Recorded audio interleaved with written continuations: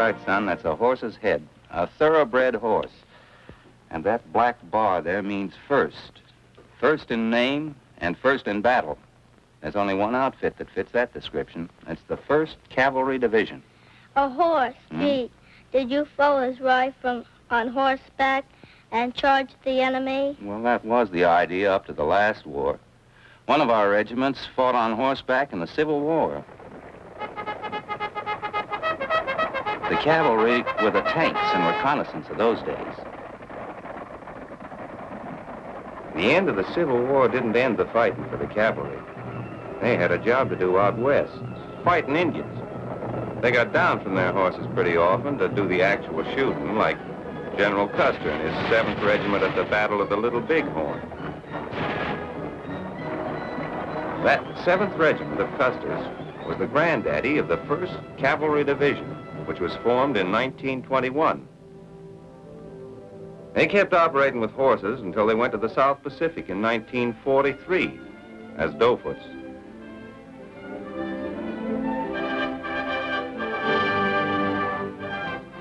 Cavalry sabers were turned in for bayonets. And each GI did his own steeplechasing. I guess they figured the jungle was too rough for the tender skin of a horse.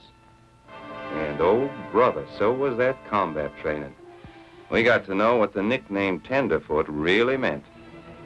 Tender feet and wet feet, too, when we practiced amphibious landings.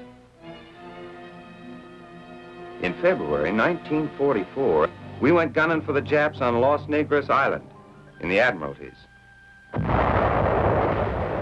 was a good thing we didn't have our mounts along. The racket those Navy guns made would have scared them to death, like it almost did us. We loaded the landing craft the same way we did on maneuvers, but it wasn't a rehearsal this time. It was a public performance. Our throats were drier than they'd been even after a hard ride on a dusty trail. Got ashore okay, looked easy.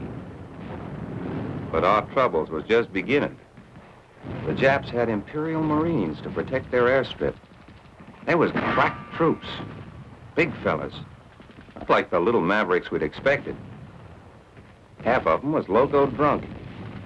They'd charge us singing deep in the heart of Texas, honest to God. Didn't fool us none. Ain't heard a Jap with a Texas drawl yet. It was a real wildcat scramble.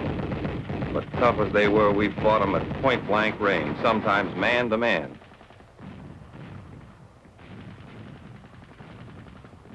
We had a lot of heroes in that scrap, but not all lived to get their medals, including this Signal Corps cameraman who made his last picture that day.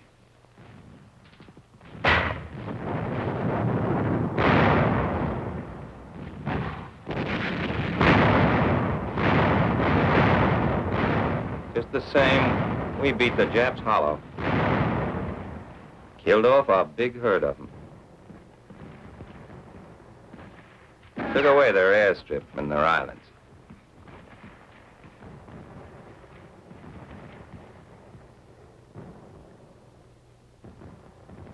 The chief was pleased. Now every man, tank, and gun could point over the water to the Philippines, to Bataan. The 1st Cavalry was the first to hit Leyte in November 1944.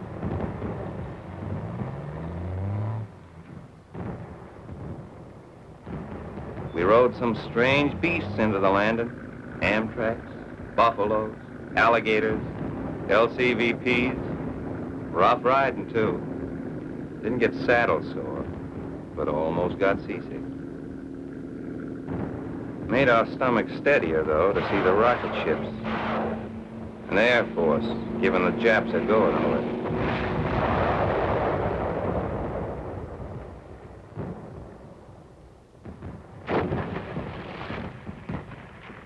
They called the place we came ashore White Beach. It wasn't quite so white when we left it.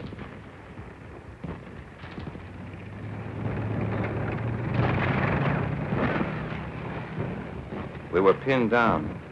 Some of our boys caught Jap bullets. It would have been worse, though, without that mechanized stuff they gave us for horses. Pretty tough hide on those Shermans and Amtraks. Tougher than the ponies. Tougher even than the doughfoots. Leyte was no breeze. It was hard fighting. We had to smoke the enemy out of their holes like coyotes. But we smoked them out all right. The supply boys did great work hustling stuff to the firing line. We kept blasting at them with rifle fire, bazookas, rifle grenades. So we'd put the first cavalry brand on every Jap Maverick. Then we moved into Tacloban, Leyte's #1 city.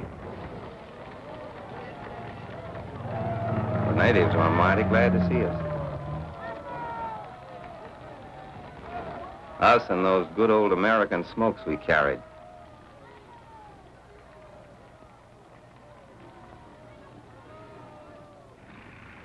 There wasn't time for a long break, though.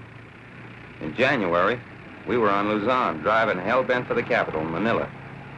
Driving 114 miles in 60 hours, stopping only to smash resistance.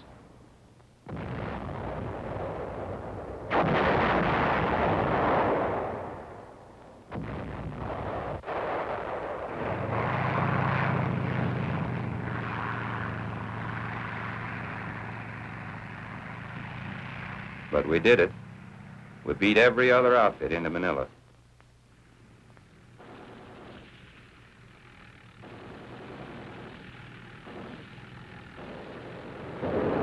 Not just for the glory, but to avenge one of our own troopers. An officer who had commanded the brigade of the 1st Cavalry back in 1939 before he went to the Philippines in Corregidor. A man whose name was Jonathan N. Wainwright. Our next APO was Tokyo. We figured invading Japan would be plenty rough. But a little something called the atomic bomb made it possible to enter Tokyo riding in a parade instead of fighting our way in.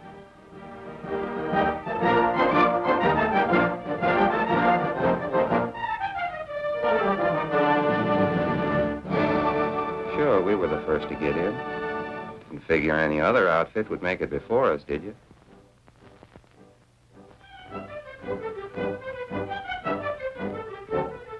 Smart-looking troopers, aren't they? Mind you, I said troopers, not soldiers. We did this job without horses, all right, but we're still troopers. Troopers of the 1st Cavalry Division.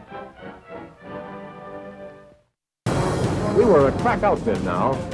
They called us Hell on Wheels.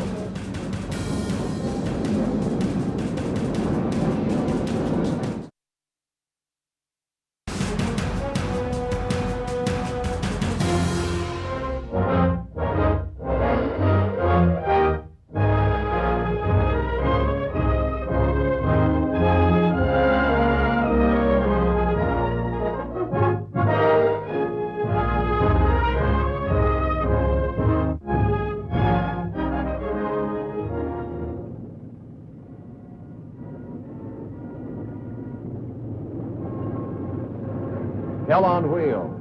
That's us. 2nd Armored Division. And our boss, General Palmer. Quite an outfit. Tanks, infantry, artillery, and engineers.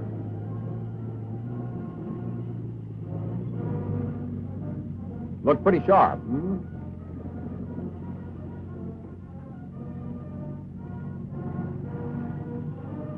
It's our last show in the States. We were alerted a couple of days ago. One of the new men, a joker, put an open letter on the bulletin board. A letter to Uncle Joe. Funny, history seems to repeat itself. About 10 years ago, there was another dictator named Adolf. He, too, thought he had the world in his pocket.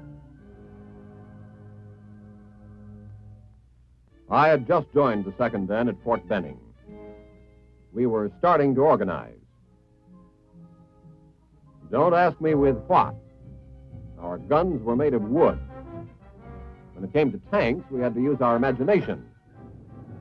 You couldn't kill a fly with the armor we had. But as supplies started pouring in, it began to look like the real thing. We were really training now. You've heard of Georgie Patton? He was our CG. With him around, you just kept going. Brother, it looked as if the training would never end. Was he proud of us the way we came through those maneuvers in Louisiana and Carolina?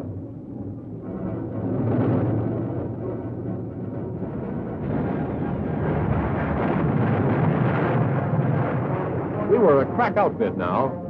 They called us Hell on Wheels.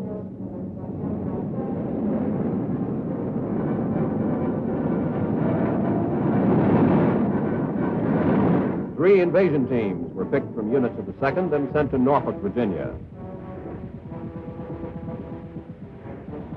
We practiced amphibious landings until water ran out of our ears.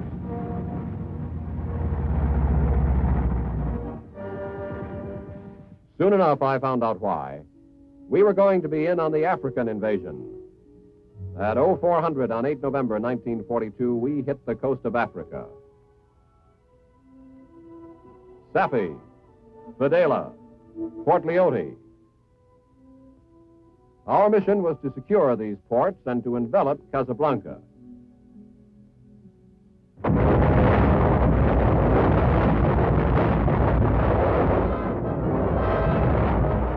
It looked a lot different from the movies. Nobody invited us to come to the Kasbah.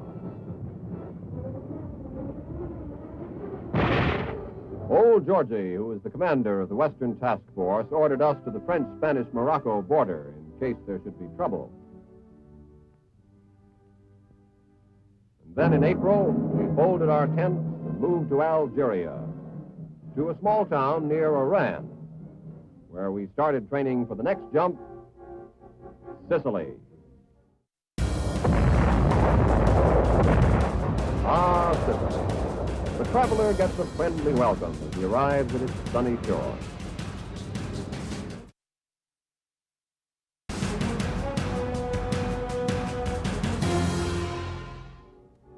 We were getting used to the water now. In fact, some of the GIs put in for sea pay.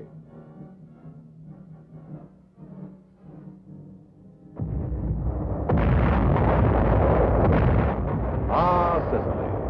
The traveler gets a friendly welcome as he arrives at its sunny shores. Sure enough, the Hermann Goering Division sent us a tank battalion as a special welcoming committee.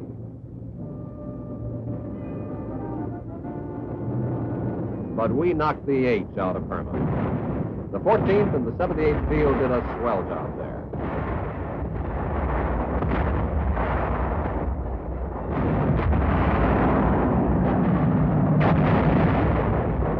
Then we moved on. We advanced steadily over mined mountain roads that were blown off the cliffs, over tank traps, over blown bridges, through a lot of Italian towns that sounded like the menu of a spaghetti joint.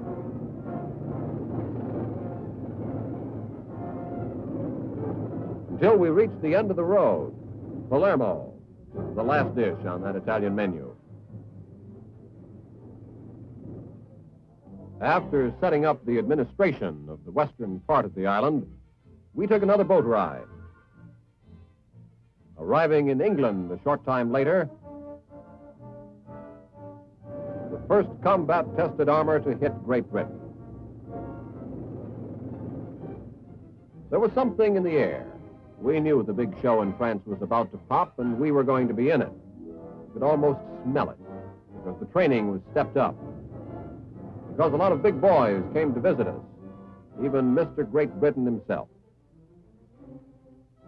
And then one morning in June, we were on the water, getting our last-minute briefings. The date was D-Day +3. Omaha Beach was a lot different from Omaha, Nebraska. I'll take Nebraska anytime.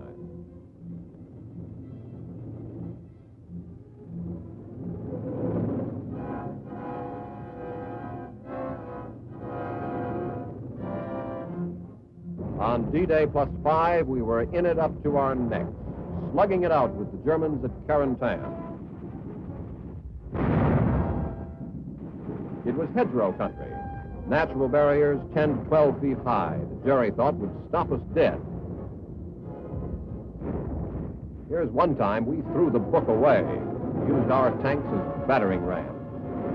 This was only the warm-up for the main event. The famous St. Lo breakthrough. Combat Command A, led by the 66, fought in the vicinity of Tessy-sur-Vire, securing the left shoulder of the opening.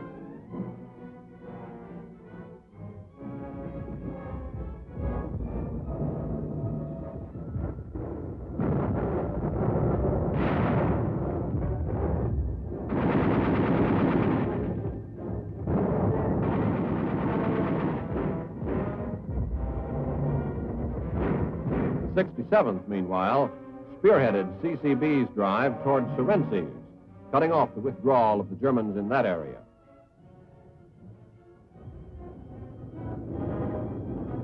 Old man Churchill was right. With sweat, blood, and tears. It was fighting, street by street, house to house, hand to hand.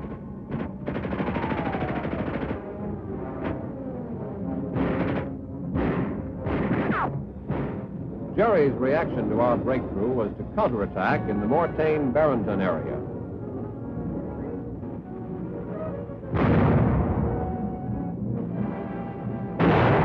But we smashed it. And how?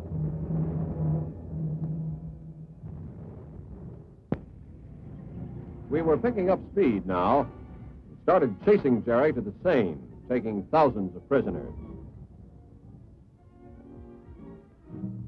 Pursuing him at an even faster pace toward the Somme, crossing the river at an unexpected point.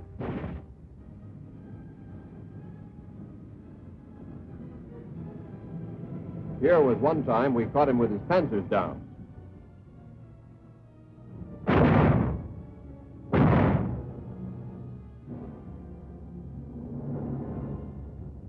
On 2 September 1944, the first Allied elements, led by the 82nd Recon, rolled over Belgian soil. Driving across to the Dutch border, we bridged the Albert Canal, pushing north on a line through Sittard.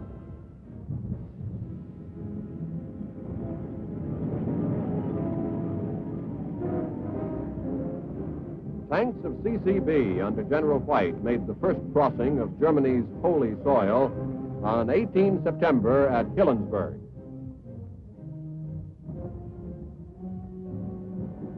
The holiness of the German fatherland became even more soiled when we crossed their border for the second time on October 3rd.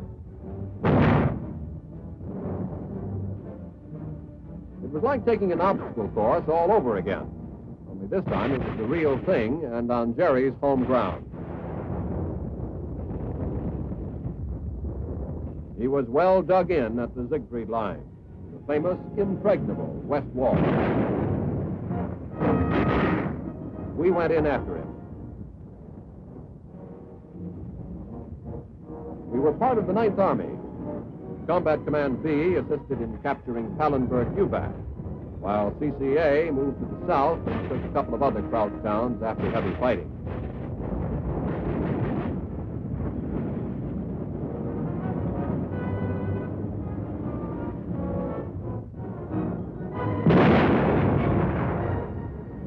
The rest of the division pushed southeast, meanwhile, and joined the First Army in a ring of steel around Aachen.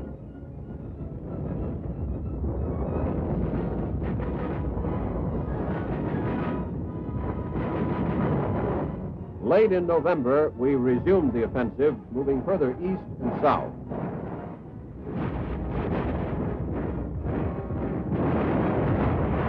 Town after town fell under the weight of our armor.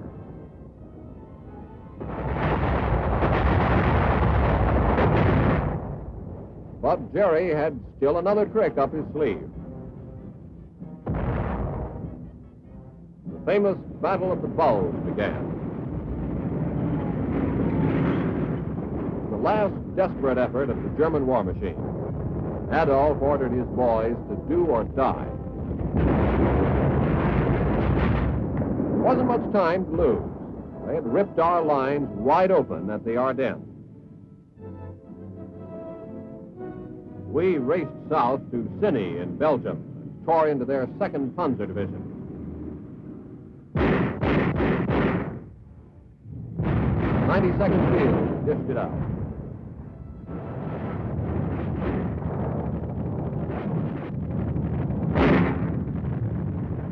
We cut the westernmost prong of their assault wedge to pieces, destroying hundreds of their vehicles, including 81 tanks.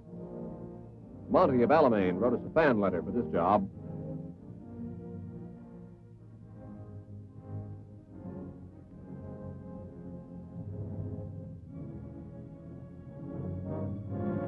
In Houffalize, where the 41st did some of their heaviest fighting in snow and ice, we left a junkyard of German vehicles.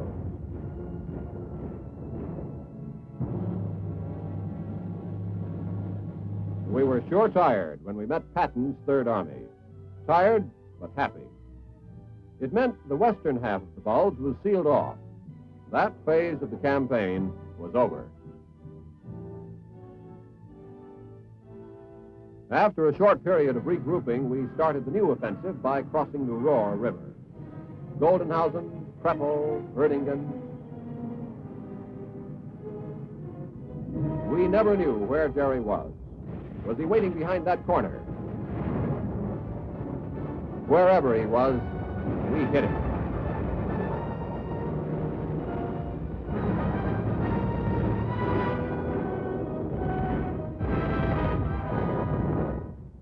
We kept going until we reached the Rhine on 3 March 1945. That's where the 17th Engineers showed their stuff, bridging the river under fire in 7 hours.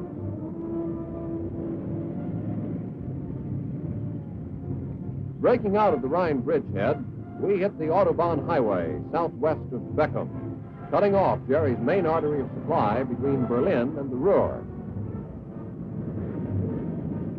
At Lippstadt, we linked up with elements of the 3rd Armored Division, closing the trap on Germany's most vital industrial area.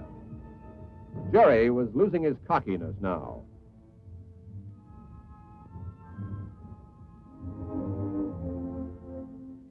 The attack rolled on, through the Teutoburger Forest to the Weser River, onto the plains of North Germany.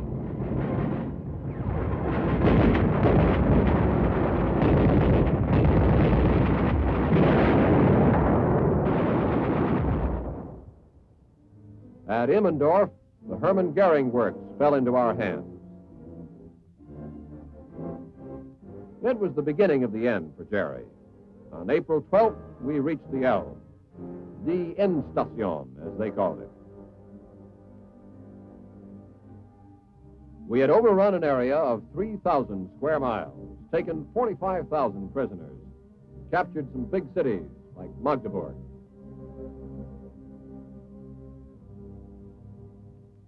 But the biggest was yet to come, Berlin.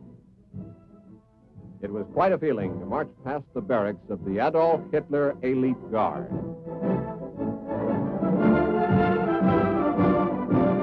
We were the 1st Division in Berlin. Our job was to provide security for the American sector of the city and furnish the honor guard for the Potsdam Conference.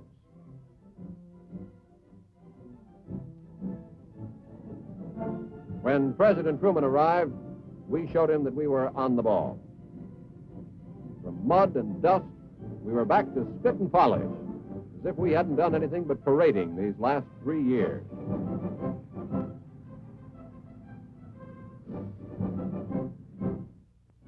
And then finally came that day in 45, when after 2 amphibious assaults, 7 major campaigns, the outfit started on its way home. Proud possessor of the French Fourragère, the Belgian Fourragère, and 13 distinguished unit citations.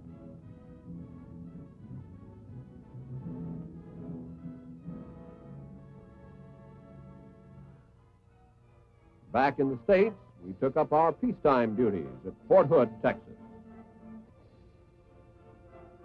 A lot of men got out. New men came in. As the world situation grew tense, it was out of the barracks and into the field again.